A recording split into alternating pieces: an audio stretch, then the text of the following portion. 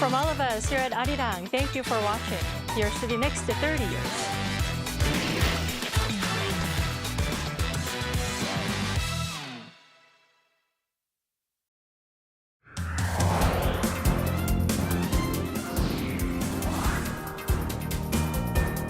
From breaking news in South Korea to stories from around the world, we're here to bring you the news that matters. Truth, clarity, and impartiality. And that's what we uphold in a fast-changing world. We go beyond the headlines, offering depth, context, and perspective. This isn't just news, it's our commitment. News you trust. ARIRANG News.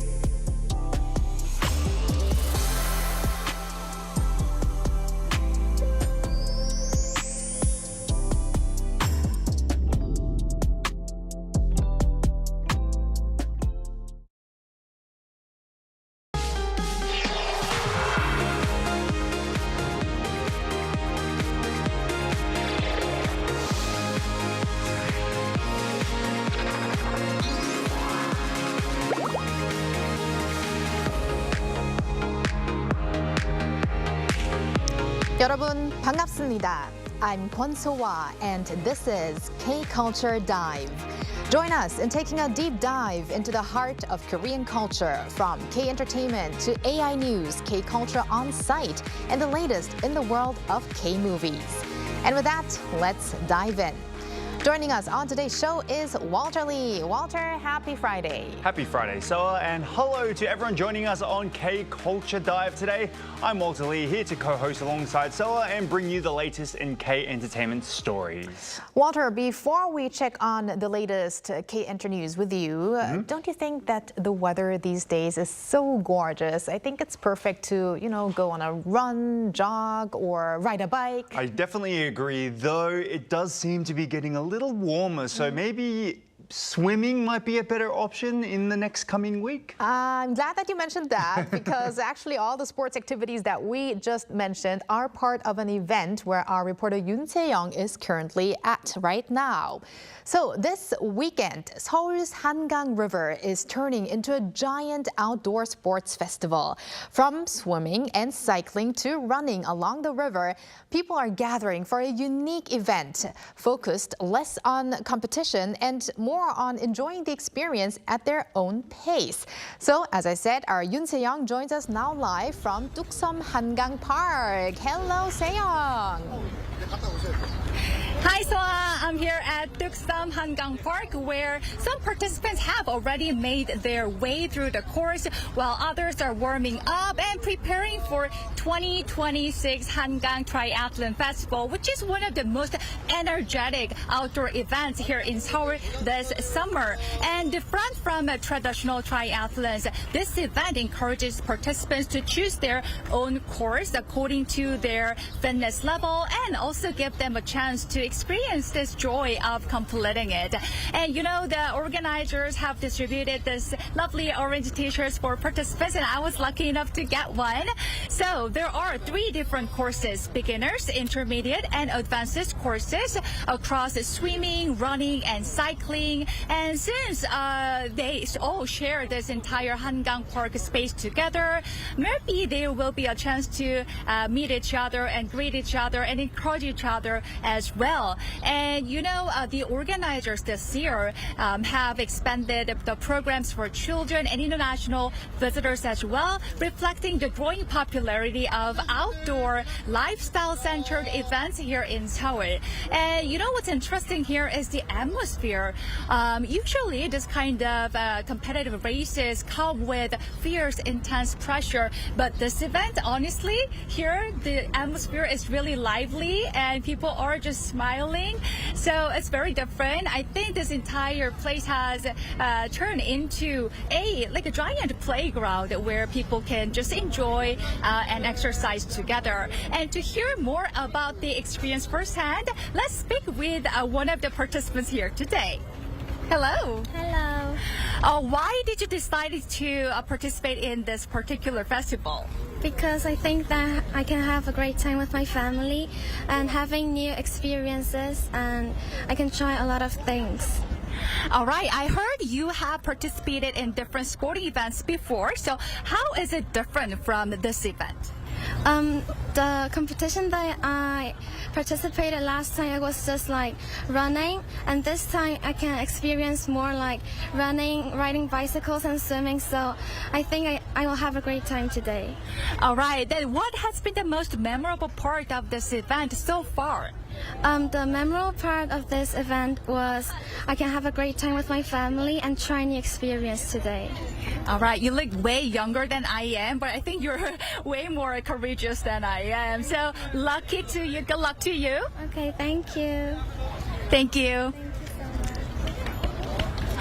All right, so here I can see the people swimming and running along the riverside while enjoying the beautiful scenery. And I can also hear the bicycles passing by and people cheering for their friends and families surrounded by this beautiful nature. And I think one of the most best parts of this event is it's not about finding who's the fastest athlete, but it's all about finding your own pace that you feel most comfortable with. So I think the weather is perfect today. It's not too hot. I can feel the cool breeze as well. So kudos, good luck to all participants today and throughout the weekend as well. Reporting live from Tuksam Hangang Park, I'm Yoon Se-young, and back to you, Soa. It is so encouraging to see how this event is promoting health and community without having that stress on competition, and everyone's really seeming to do this at their own pace. Thank you so much, Se-young, for that. And now back here in the studio, we move on to K-Enter News with Walter Lee. Now, Walter, our first story is actually related to swimming, actually, or rather, swim. Yes, that's true. We should have. That's a very good segue there. So thank you very much. So BTS have once again demonstrated their enduring global influence by dominating Billboard Japan's 2026 mid-year rankings. Now, according to Billboard Japan's 2026 mid-year chart results released on Friday, BTS's 5th full-length album, ARIRANG, claimed #1 on the Hot Albums chart. Now, the album's main track, Swim, and B-side track 2.0 also entered the Hot 100 singles chart at number 38 and 87 respectively. Now, ARIRANG also ranked #1 in both CD sales and streaming, while placing 2nd in downloads. BTS also secured #6 on the Artist 100 chart, further cementing their strong presence presence in the Japanese market. Now, among the chart's top 10 acts, actually, BTS was the only overseas artist to make that list. BTS will continue its world tour momentum with BTS World Tour ARIRANG in Busan. That's scheduled for very soon, June 12th and 13th. And another group that's really doing well in Japan is IVE. What do you have on them? Yes, indeed. So according to Japan's Oricon chart released on Wednesday, girl group IVE's fourth Japanese album, Lucid Dream, debuted at #1 on the weekly combined album ranking, marking the group's third chart-topping entry on the list. Now, the achievement is particularly significant as IVE became the first overseas female act to reach #1 on the chart since their own single, Be Alright, did so in August 2025. Now, the album also topped Oricon's weekly album ranking, securing a double crown. Meanwhile, on Billboard Japan's weekly album sales chart, Lucid Dream claimed the top spot with just over 139,000 copies sold. All these achievements have actually come ahead of IVE's return to the Tokyo Dome later this month. Like I said, IVE are currently connecting with fans worldwide through their second world tour called Show What I Am. All right, so we talked about a boy group and we talked about a girl group, and we're going to talk about another boy group, but this time slightly different, a different category. Yes. So this group is going on a world tour and it's the first ever for them, and this is going to be very interesting. Interesting indeed, So according to agency Blast on Thursday, virtual boy group Plave are set to launch their first ever world tour called Keep It Manic. Now, it will come as this September. Now, the tour will begin in Incheon before heading to cities including Kanagawa and Bangkok, and with additional stops and dates to be revealed at a later time. Now, following the success of their Asia tour, the virtual idol group are now preparing to take its performances to a broader global audience. Now, Plave have become what would be considered a further extension on how far K-pop can actually grow, creating high-quality music along with virtual world building and transferring it into world-class stage productions makes it all the more interesting for fans to get attached to. Now, in order to make the virtual idols almost come to life, technicians use motion capture technology integrated with live streaming to make the concert feel as immersive as possible. Now, meanwhile, Plave have continued their impressive rise with the release of their fourth mini album, Caligo Part 2. The album surpassed 1.25 million first week sales, marking a new career high, and helped the group secure their first entries on both the Billboard 200 and the Billboard Artist 100 charts in the US. All right, thank you very much, Walter, for those updates, and stick around. Will do. And speaking of virtual, now we move on to our AI anchor Arang for more on the culture front. Arang. Thanks, Sua. Here's your AI guide to the latest cultural headlines from Korea. Let's begin with our top story. First Lady Kim Ye-kyung marked the 140th anniversary of diplomatic relations between South Korea and France on Thursday, reaffirming the two countries' long-standing friendship and cooperation. She attended a commemorative ceremony at Deoksugung Palace, joined by some 80 guests, including Culture Minister Choi Hui-young, French Ambassador to Korea Philippe Berthoud, and business leaders from both nations. The event featured performances by globally renowned soprano Sumi Jo and renowned French pianist David Kadouche. Kim highlighted that South Korea and France have become close partners built on trust and friendship, adding that the April visit by French President Emmanuel Macron and First Lady Brigitte Macron demonstrated a strong bond between the two countries. A global tourism festival showcasing travel information and local cultures from across 40 countries has opened in Seoul. The 2026 Seoul International Travel Fair is underway at COEX through Sunday under the theme of Sustainable Long Stay Trip. The event brings together over 420 tourism organizations and companies that showcase long-stay travel options and regional tourism programs. Organizers say this year's fair goes beyond a traditional promotional exhibition, evolving into a marketplace-style event that allows visitors to compare, book, and purchase travel products on-site. Foreign arrivals to South Korea topped 2 million for a second straight month in April, underscoring strong inbound tourism demand. Government immigration data showed that more than 2.07 million foreign nationals entered the country in April, up roughly 20% from a year earlier. The number of arrivals first surpassed the 2 million mark in March, setting a monthly record, and remained at a similar level in April. Officials attributed the surge to growing visitor demand from China, the spring travel season, and increased interest in K-culture tourism, fueled in part by the launch of BTS's world tour. That's all from me. Turning now to a quick look at more K-culture stories making headlines today.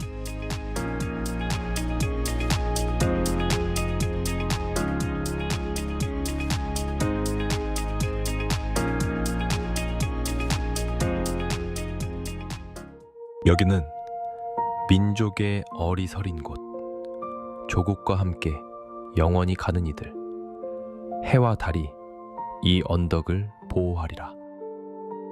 The solemn words etched into the memorial tower carry a timeless question. What must a nation never forget? Each year on June 6th, Memorial Day, South Korea pauses to reflect on that question by honoring those who made the ultimate sacrifice for their country.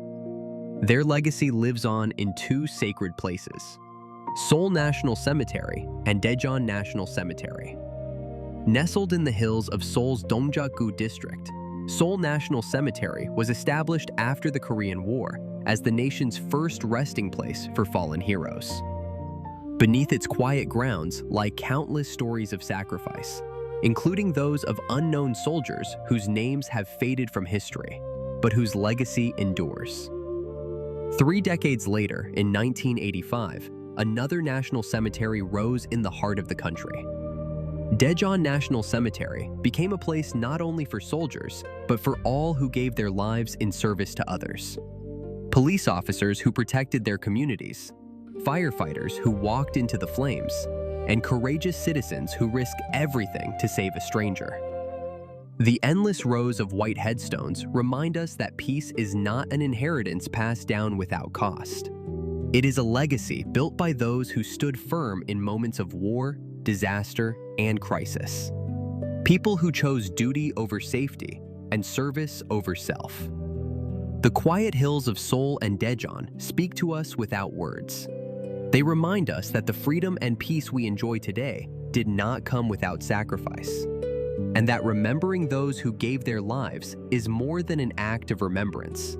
It is a promise to carry forward their courage, uphold the values they defended, and build a future worthy of their sacrifice.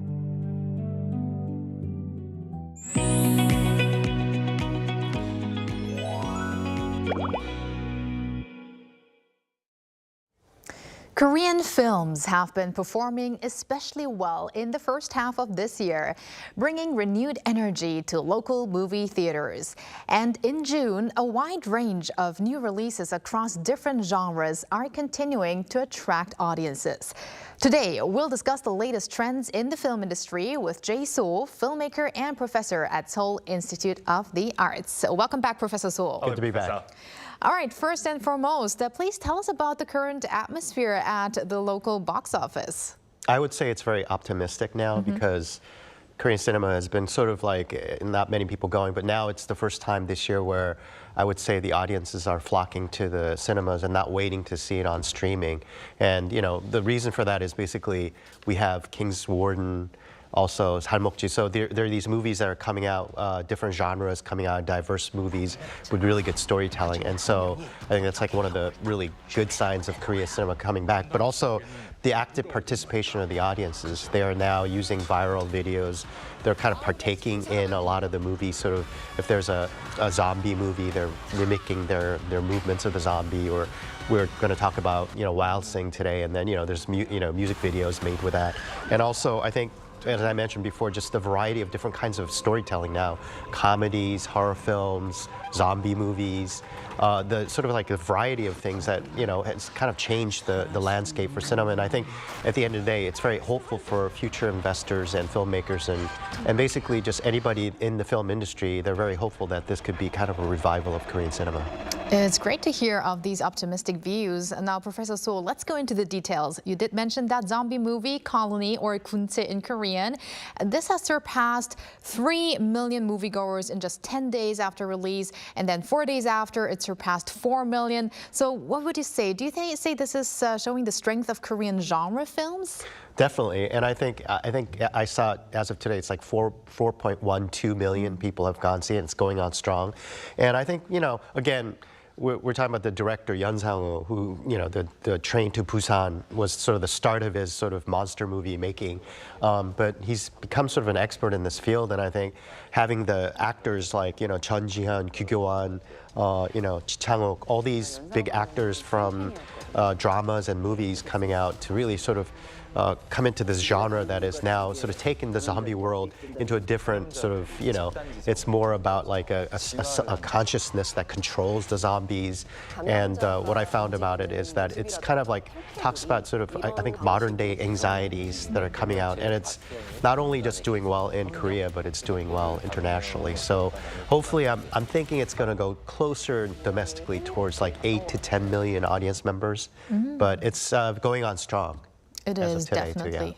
Right, like we said, domestically it's doing very well, but it's also gaining a lot of attention internationally. Now, what kind of sort of achievements is Guntae or Colony seeing internationally, and what aspects of the film, resonate most with global audiences, you think? Right. Just a few years back, I remember, film people, they were saying how zombie movies would never work in Korea. And of course, Yun Sang-woo changed that with Train to Busan. And the global audiences are crazy about zombie movies, as you know, especially Southeast Asian or, Western audiences really like it. So it's already sold to 124 countries around the world, this movie.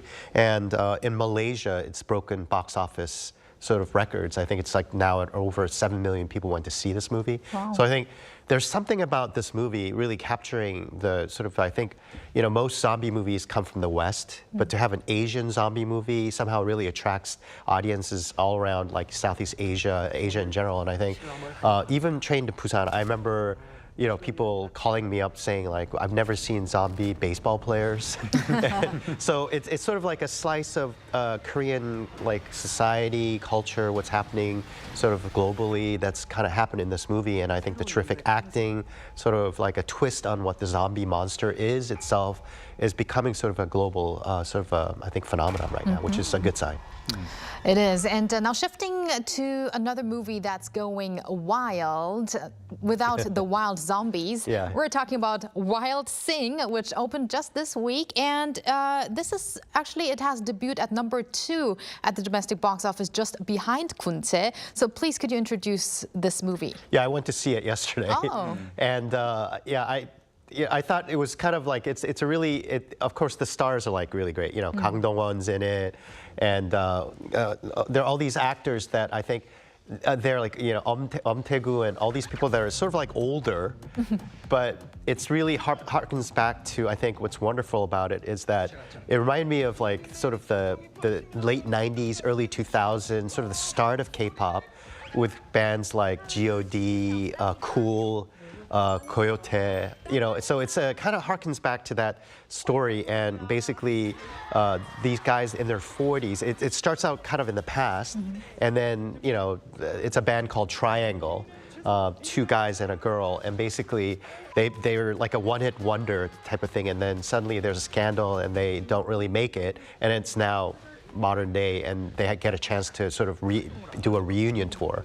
And I really liked it because it sort of took kind of K-pop to its original sort of place. Right. And I remember back in the day, when Seotaeji and all these things were happening on television, like TV was the big sort of meter for music. And I remember there were shows, Kayo 10, that would have like a phone-in thing where you would have 2 groups that would be competing with the audience members. And it just harkened back to all that. So very audience-friendly movie. I love sort of the music video aspects of it. I think it really kind of had a nostalgic feel to it, but it was still modern day. And as you know, all these big groups in that era are now doing reality TV, and everybody knows about this. So they're on YouTube and all this. So I think, especially with K-pop Demon Hunters, which they use some of the songs from the old sort of like the first generation K-pop. So we're talking about H.O.T. and things like that. So it harkens back to that, and it's a really comical kind of I think like feel-good movie, yeah, for sure. I just can't believe that you called Kang Dong-won oppa, an older guy, Professor So. Interestingly, Waltzing actually generated a lot of buzz before the movie even came out. I mean, the music videos came out before the movie. Me and Seoul were actually listening to some of the songs before we came live, and we have it stuck in our head. And even though it's ready to sing a little bit of that, Walter? 네가 좋아.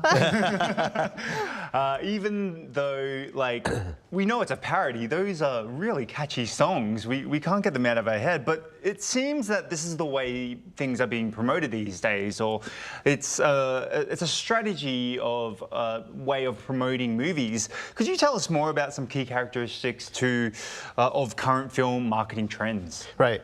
I think the song you're singing is "Love Is," which is like they made it into a music video. So I think it's really smart marketing for a movie, because I think, in the traditional sense, you show the trailer or something like that, but to actually, because this is a music movie, they had original songs, and it was written by people that do K-pop. So I think it was smart to do that, and I think the Love Is had something like 2.89 views when a million views when it came out, and so they're already kind of sensationalizing the musical aspect of it. Kang Do-won has this group of fans, but he's not really known to be a K-pop singer, but he's known to really be good at singing, because a lot of times I know he's kind of participated in the OST making of a lot of his movies and things like that. So, and Taegu is not really traditionally, he's in gangster films, but he's a rapper in this film. And I think he looks terrific in the video. So one of the great aspects of this movie was that the successful parts were they just shot these like old style music videos in that style of H.O.T. or Cool,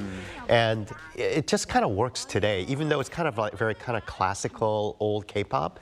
But I think the world is so familiar with it, so I'm hoping that it goes outside of Korea and has popularity there. But I think right now we just had the elections, so I think it's a time for a comedy to come and sort of make us laugh. Right, after all those zombie and historical movies, and also the horror movies, 할목지, for instance. But I just want to quickly mention that I really like the acting of Oh Jung-se. Actor Oh Jung-se is great, because he's the one that Walter kind of fell in love with after watching the music video. Yeah, I couldn't get it out of my head, seriously. I mean, I can't wait to see it myself. I really do want to see it as soon as possible. But talking still about promotions, stage greetings are also becoming sort of a major topic as a way of promoting.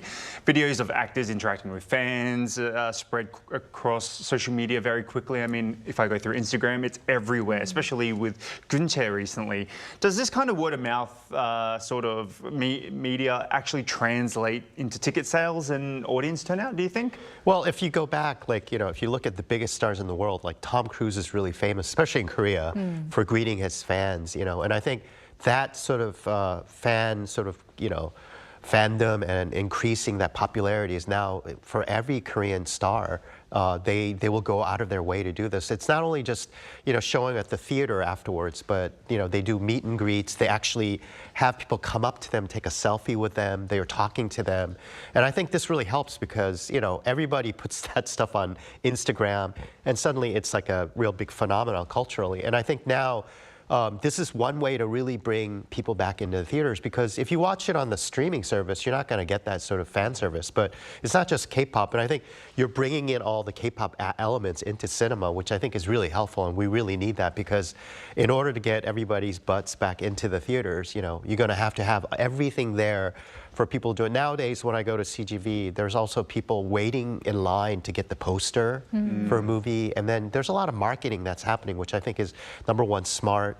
it also, it could take a small, medium-sized film and really kind of go past just the P&A costs, which are really expensive, by the way. So doing it viral or on social media, really able to get a wide audience to come.